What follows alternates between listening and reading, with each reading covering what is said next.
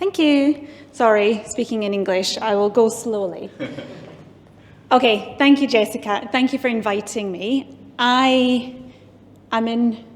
Designers, hands up. Just you and I. That's why we won the game. Okay, so I am Marianne. I am a knitwear designer many, many, many moons ago, and I'm born in Scotland.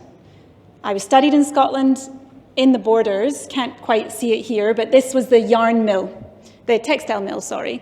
Yarn mills, finishing, dyeing, sheep and fields. That was pretty much it. But I wanted a job at the end of the day. So I went to a small textile school that was pretty technical. And you would get engineers, researchers that were properly teaching you how to knit. We weren't just doing fancy sketches, we were problem solving. Okay, maybe I have to come closer. So I just want to give you a bit of background. I want you to think about the role of the designer, the responsibility of a designer, not hundreds of years ago when I was a designer, but now. And I want to touch on what Jessica was saying, because technology is very important and you need to lean into it because we cannot fight it. So this was the textile mill. This is where pretty much most of my learning happened. I became a knitwear designer, but we had to print and weave as well. So we chose all disciplines for the first couple of years, and then we specialized. So knitting V-beds are almost dinosauric now. I'm getting my steps in today. So my journey, I graduated in the year 2000.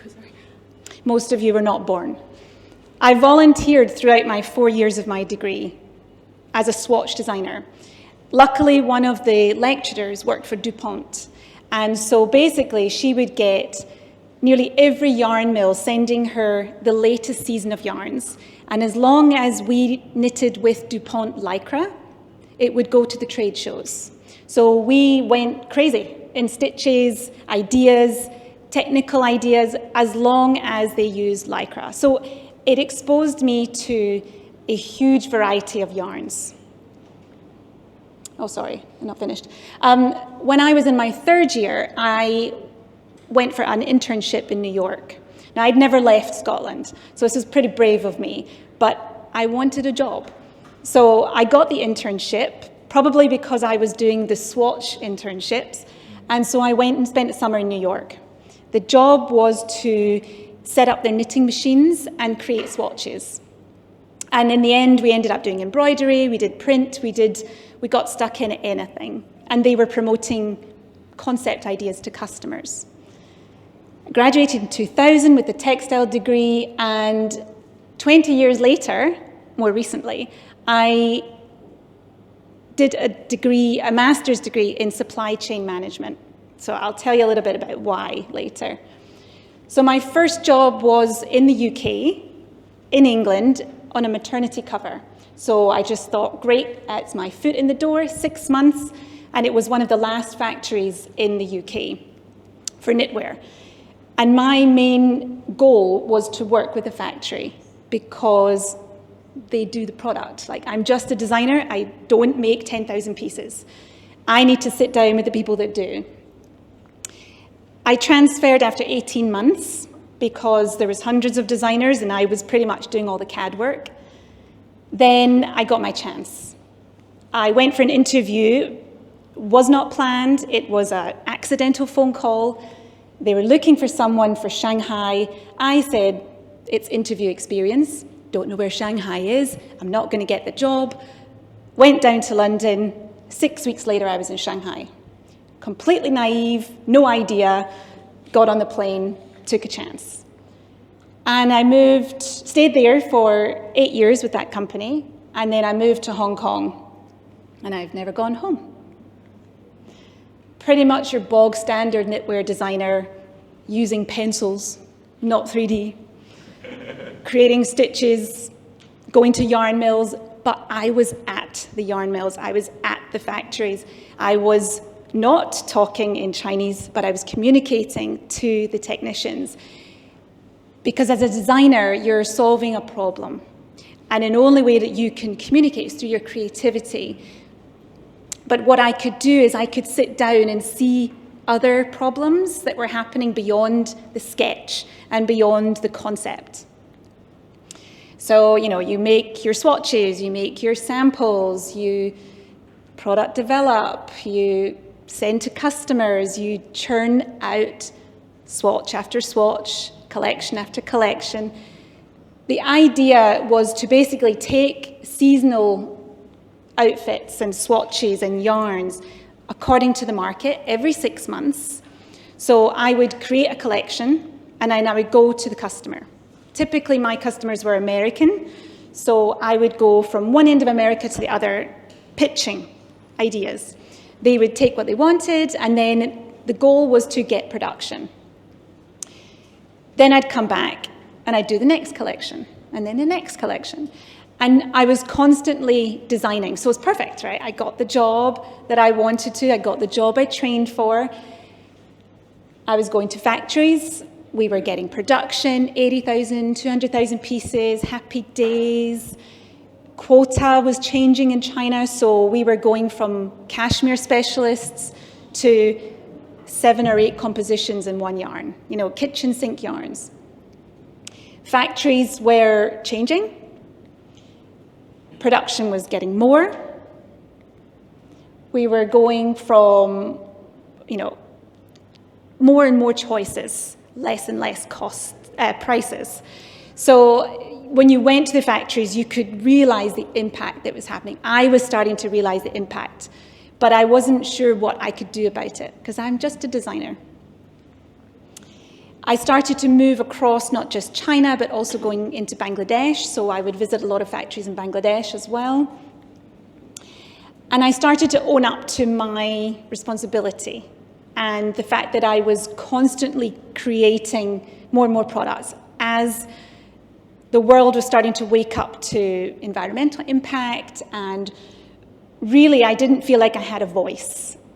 And so a designer feels like they have a role to play, but not necessarily a voice for the decisions of what goes to market, because cost has the biggest voice. I took a job at Aralda around 2019. It wasn't a long job, but what I did there sort of pivoted what I wanted for my next 20 years. And that was because they wanted to pitch to Eileen Fisher. Now, Eileen Fisher is one of the most sustainable brands, not new, about 30 years old, but they have a purpose. They only use maybe 5 materials: linen, cotton, merino wool, cashmere. They're all mono-materials, they're all natural. But beyond that, it was very important for them to think about who was making it and what was the impact of the people making it. So suddenly, as a designer, I started to sit at the table. What materials we're going to use, why? What factory we're going to use, why? They wanted transparency. And, I'd been in factories where you don't let anybody in. You're just getting the cost. And so, you do feel uncomfortable. This was my chance to restart my fire, to re-enlighten my passion, to develop with a purpose. And I hadn't realized how lost I felt. And so this really helped to drive me in what I wanted to be as a designer. I took a volunteer again. It was over Chinese New Year, and there was a friend in Australia. They were doing a trade show, a little bit like a Pizzifalati or Spin Expo, but this one was only for sustainable suppliers. Small, but with a mission. And so I went down and helped her curate and pull together and basically walk the floor to bring designers and suppliers together, to get them to champion each other. Because a supplier is just selling the material.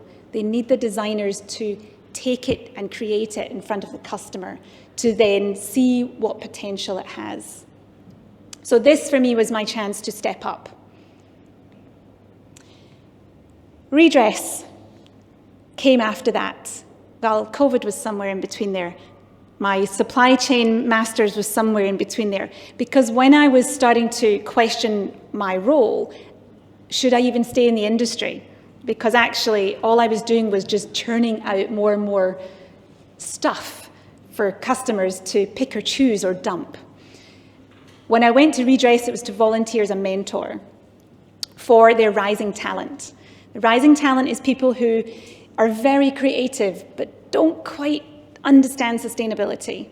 And I felt I had something that I could share, and we could together try to be a more positive designer in the industry. So I work with designers at Redress because a position came up as educator, which educates designers who are emerging into the industry. They need a job, they want a job, and what does that look like for them? The designers are from all over the world, but we definitely champion Asia. We focus on Asia, and we feel like with 60% of the supply chain in Asia, then that is where our mission should be focused on. We're looking at people that are using a different kind of business model. The modern Eileen Fishers, the ones that are looking to stand up and get a voice instead of just sitting, churning out collection after collection, because times have changed. We're not doing 2 seasons anymore. We're literally dropping product every single day. And the one thing I wanted to call out was AI. So you don't need a designer. What's your role going to be? If you're just going straight to market with 3D, you don't need a designer. So you need to be important. And I will not underestimate the importance of knowledge. Know your yarns, yarn counts, compositions, weights, hand feel, structure.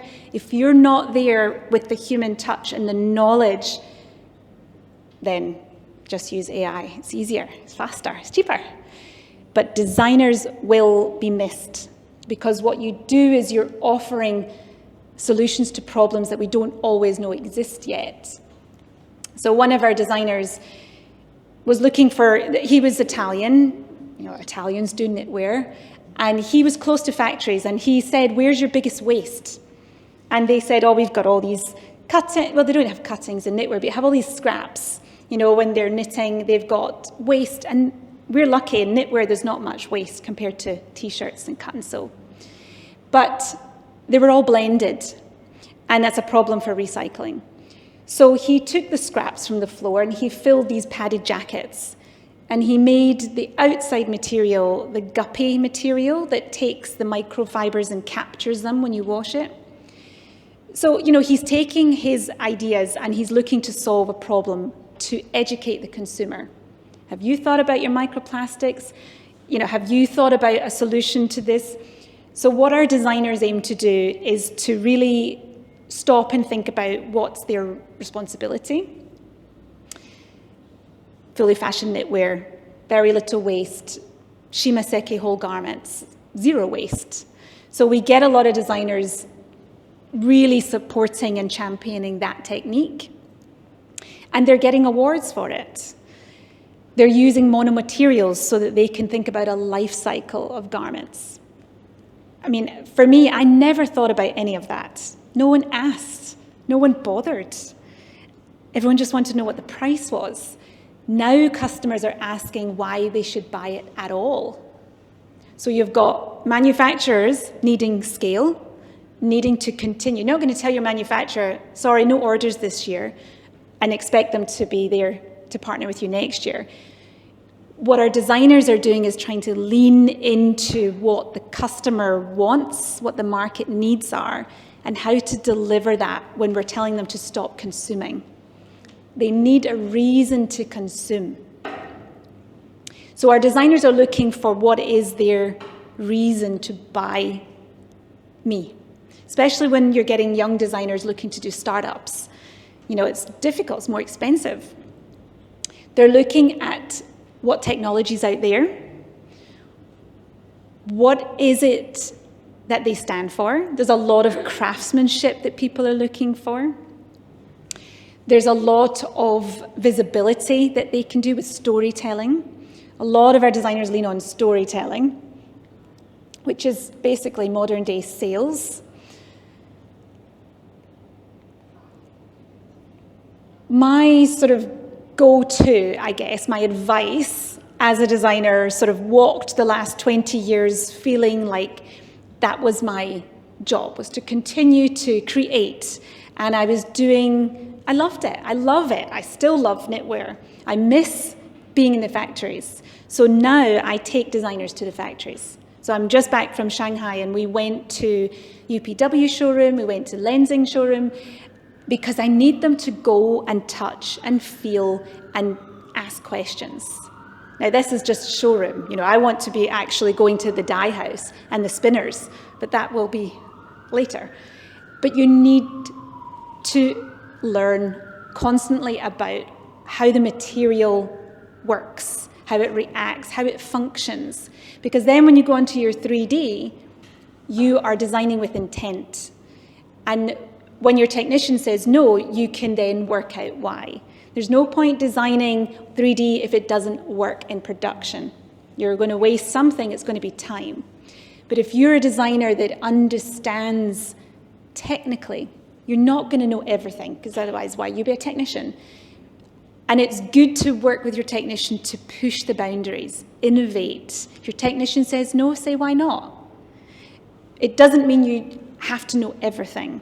There is always innovation to push the boundaries. But you've got accountability as a designer that goes beyond the 2D pictures. That you need to bring 3D to 2D to 3D. And I think you've got to understand how to communicate. So as a designer, when you want to be a sustainable designer, why? What makes you a sustainable designer?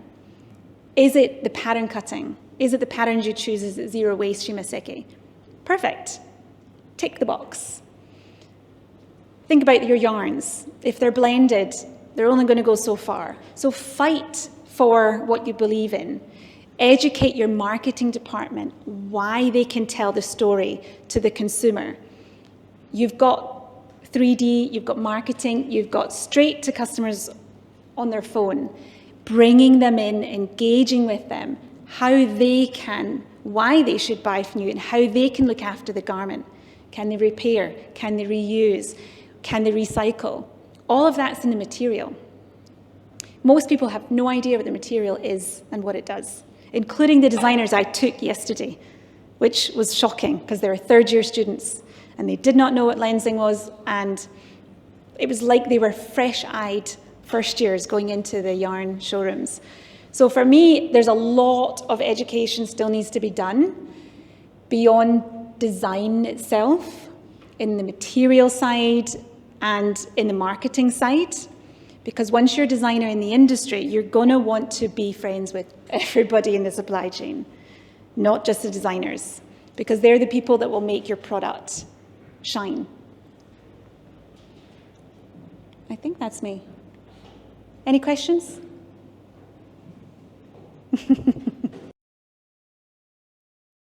Problem solving. I don't think I knew when I got the job I'd be a problem solver, but